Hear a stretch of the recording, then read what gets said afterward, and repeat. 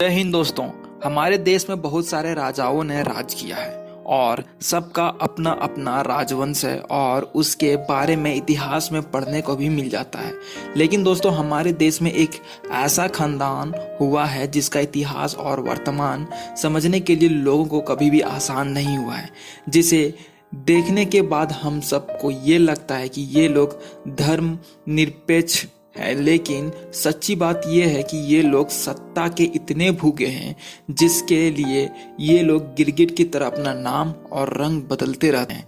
आप लोग बहुत समझदार हैं तो समझ ही गए होंगे कि हम किसकी बात कर रहे हैं। जी हाँ दोस्तों, हम बात कर रहे हैं नेहरू खानदान की, जिन्होंने सालों तक हमारे देश के जनता को बेवकूफ बना के रखा।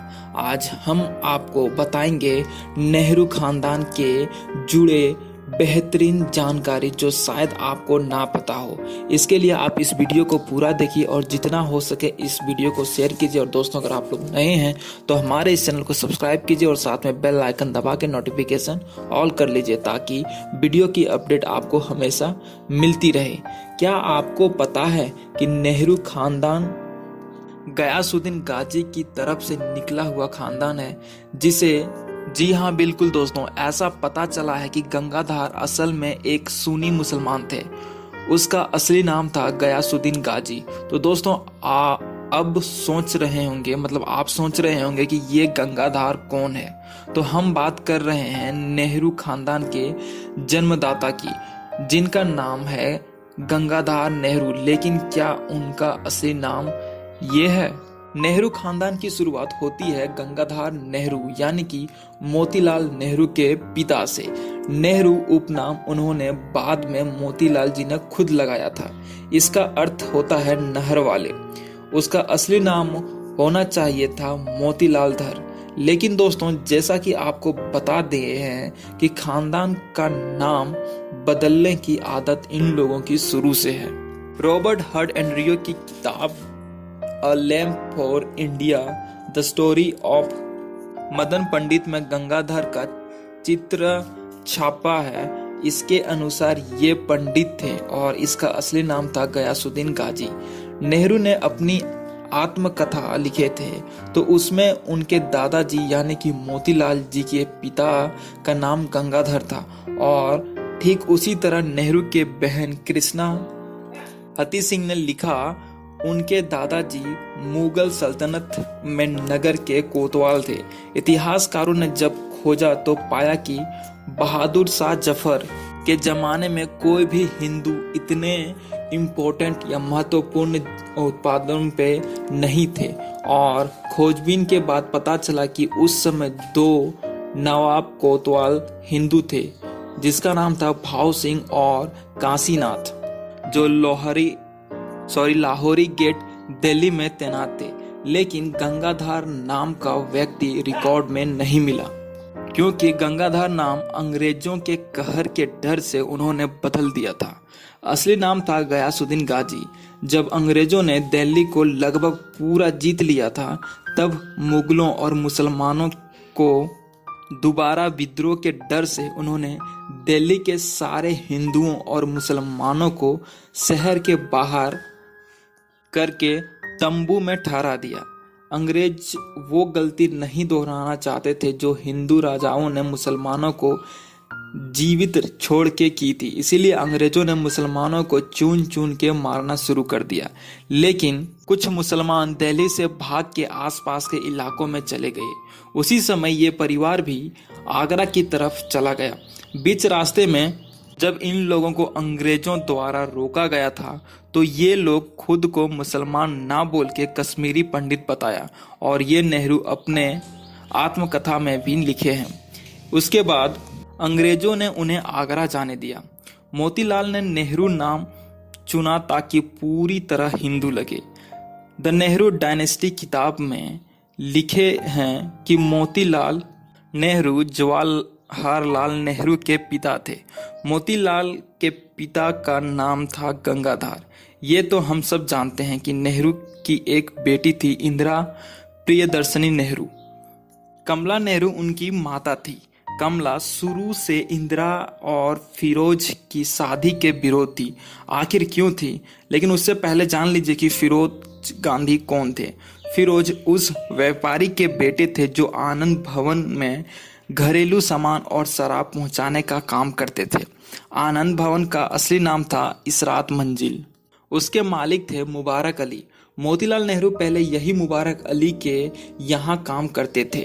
क्या आपको पता है कि राजीव गांधी के दादा कौन थे? अक्सर लोग दादा और उनके पिता के नाम से जानते हैं, लेकिन इस स्थिति में, इस केस में राजीव गांधी अपने नाना के नाम से जाने जाते थे।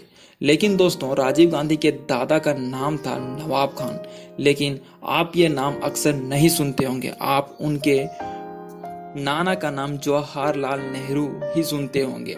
उनके दादाजी मुस्लिम थे, इसीलिए आनंद भवन में सामान सप्लाई करते थे।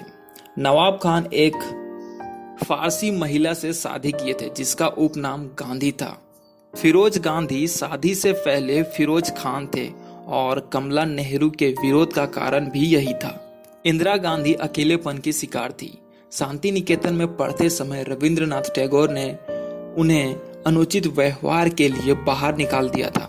आप खुद सोच सकते हैं कि एक लड़की जो सिर्फ 15-16 साल की है, जिनके पिता राजनीति में पूरी तरह व्यस्त हैं और मां मरने की हालत में है, तो थोड़ी सी सहानुभूति से क्यों नहीं पिघलेगी और दूसरे तरफ क्यों आकर्षित नहीं होगी। उसी का फायदा फिरोज खान ने उठाया और इंदिरा को बहला फुसलाकर उनके धर्म परिवर्तन करवाकर लंदन के एक मस्जिद में उनसे शादी कर लिया और नाम बदल दिया गया, मेमुना बेगम रख दिया। जब नेहरू को पता चला तो वो आग बबूला हो गए। जब ये खबर गांधी जी को मिली तो उन्होंने नेहरू को बुला के समझाया और राजनीतिक छवि की तहत फिरोज खान को मनाया गया कि अपना नाम गांधी रख ले। तो फिरोज खान बन गए फिरोज गांधी। दोस्तों, गौर करने वाली बात यहाँ ये है कि सत्य की गुणगान गाने वाले, सत्य की राह पे चलने वाले गांधी जी इस चीज को आज तक कभी भी उल्लेख नहीं किए हैं। महात्मा गांधी आज महात्मा कहलाते हैं। फिरोज और इंदिरा को भारत बुला के जनता को दिखाने के लिए इन दोनों की शादी करा दी फिर से, ताकि उनकी खानदान का जो नाम है वो बरकरार रहे, जो एक भ्रम था। इस बारे में नेहरू के सेक्रेटरी M.O. मथाई अपने किताब रेमिनेंसेस ऑफ नेहरू एज, जो भारत सरकार द्वारा अभी बैन हो चुकी है, उसमें लिखते हैं कि पता नहीं क्यों नेहरू 1942 में एक इंटरकास्ट और इंटर रिलीजियन शादी को वैदिक रीति रिवाजों के जरिए अनुमति दी, जबकि उस टाइम वो अवैधानिक था। कानूनी रूप से सिविल मैरिज होने का था, लेकिन ये तो एक फैक्ट है कि राजीव गांधी के जन्म होने के बाद फिरोज खान और इंदिरा गांधी दोनों अलग हो गए। क्यों अलग हो गए ये आज तक किन्हीं को पता नहीं चला है। इसके बाद फिरोज खान अक्सर नेहरू और इंदिरा गांधी से पैसे मांगते थे और उन्हें बहुत परेशान करते थे, ऐसा कहा जाता है। M.O. मथाई ने अपने किताब में ये भी लिखा है कि फिरोज के मरने के बाद इंदिरा और नेहरू को बहुत ही राहत मिली थी। 1960 में फिरोज गांधी की मौत रहस्यमय हालत में हुई थी। कुछ सूत्रों का ये भी मानना है कि इंदिरा गांधी के दूसरे बेटे यानी संजय गांधी फिरोज खान की संतान नहीं था।